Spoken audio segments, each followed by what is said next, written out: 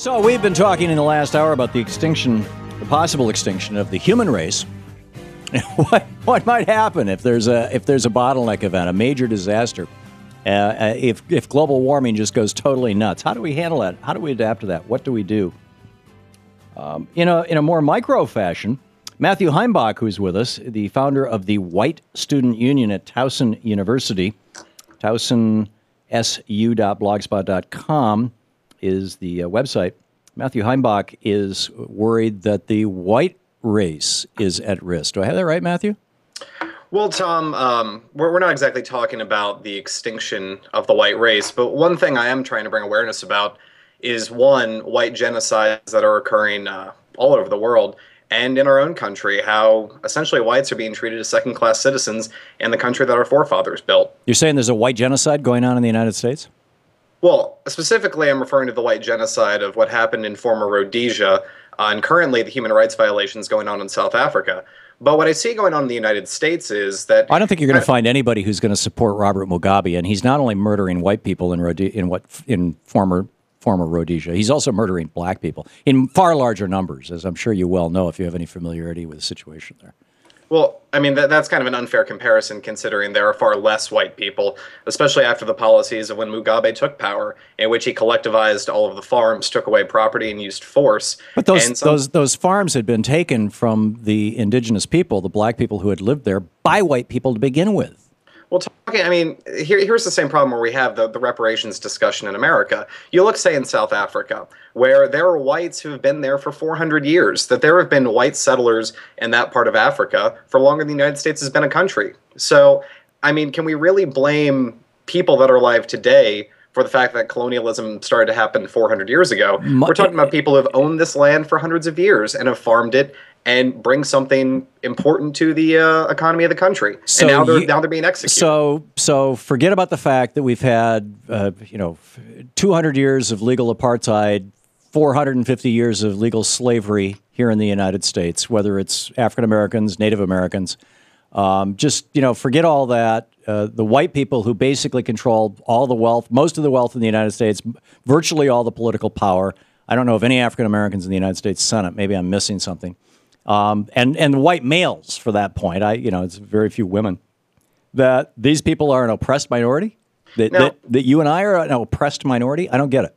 Well, Tom, the first big point that I want to bring up is where you say that white people, especially white men, supposedly run everything. I mean, I would say that foreign interests, political activist groups, and international banking has far more impact. Are those not mostly white men running those?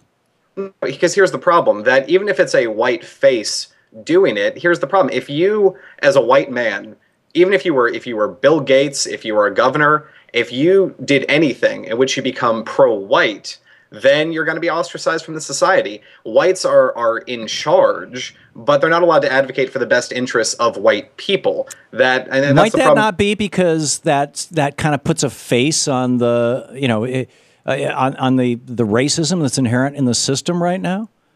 Well, I think the racism that's inherent in the system, and I think it's actually something you and I might be able to agree on, is that multinational corporations have a little bit run by white people. Not run by white people. Here's the thing. Which multinational corporation do you know of that's run by people of color? Well, look at the fact that Fox News, which is always trumpeted as being this great pro-white, racist. Last I looked, Rupert Murdoch was a white guy. But I'm saying though, a fourth of its shares are owned by a Saudi Arabian sheikh. So it's kind of the idea of there's a white face, but of course these multinational but that Saudi corporations. Arabian sheikh, Prince Talal bin Alawi or whatever his name is, who owns a big chunk of Fox, he got rich because white people gave him money for his oil. But here's the thing, Tom. The idea that these companies are not helping white people. I mean, you look at what's happened where we have the Rust Belt, where these multinational corporations with unrestrained capitalism run by white people are shipping white people's jobs and everyone's jobs overseas, that they don't have the best interests of whites. Or are you suggesting, when you keep going to the bankers, the multinational corporations, very often when I hear people doing that, what they're really saying is that by white people, they're talking about white people who aren't Jewish. Is that your point, that the Jews are not part of the white people? Well, the fact that when I say bankers, that if that makes you think of Jews, then I mean that's you saying that, not me. But what I'm saying heard that is, parallel over and over and over coming out of white supremacist and secessionist groups, and so yeah, I'm not hallucinating this, Matthew, and you know it. Well, here's the problem, Tom. The idea that being a secessionist has nothing to do. I mean, that's well. like Let me just ask you straight up: when you're talking about white people, are you including Jewish people? No, I believe Jewish people are their own distinct people, which is so why they're separate from white people. So okay, not, wow. Yeah, but hold on, Tom. Before you get off on that, that's not to say that we're discriminating against them. It's the idea of they are a separate people. So I mean, culturally, that there was a Matthew. Back in '96, I was writing a book called Last Hours of Ancient Sunlight, and I tell the story about it in this book. And I met with Professor Jack Forbes, who passed away a year or so ago, but a brilliant guy, a Native American. At that time, he was in his 70s, professor of Native American Studies at UC Davis, and the author of a book called Columbus and Other Cannibals, which is basically about how everything was fine until the white people showed up. And he looked. I remember at one point in our conversation where he just paused and he looked at me for a moment. There was a moment of silence, and he said, "What the hell was it that came out of the Caucasus?" I mean, basically, the white people, the Caucasians, came out of the Caucasus Mountains, just swept across Europe, and then swept across North America. We are the ultimate predators, white people, Matthew. In terms of the ultimate predators of when we go to Africa and we bring them medicine, technology, schools. I mean, you look in terms of deal with the problems that were created by the initial colonization and slavery. Yeah. Well, the initial colonization, of course, we look at what happened to Native Americans, that we didn't know. Germ theory wasn't even invented at that point. It wasn't our fault, and we didn't mean to be spreading disease that killed millions of Native Americans. But what did we do? We spread Christianity. It was actually the official policy of the U.S. government to give smallpox-infected blankets to Native Americans in the state of Ohio.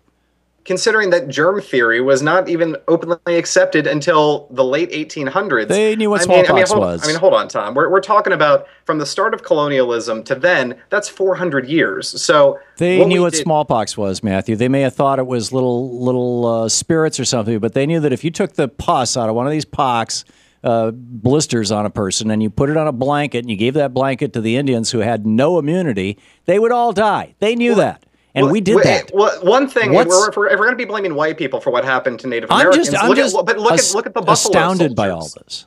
No, but my thing is, it's not just, I mean, crimes against other peoples. Look at the Buffalo Soldiers. These are ex-slaves who've been off the plantation for a year or two, and they're committing some of the worst atrocities that happened on the plains.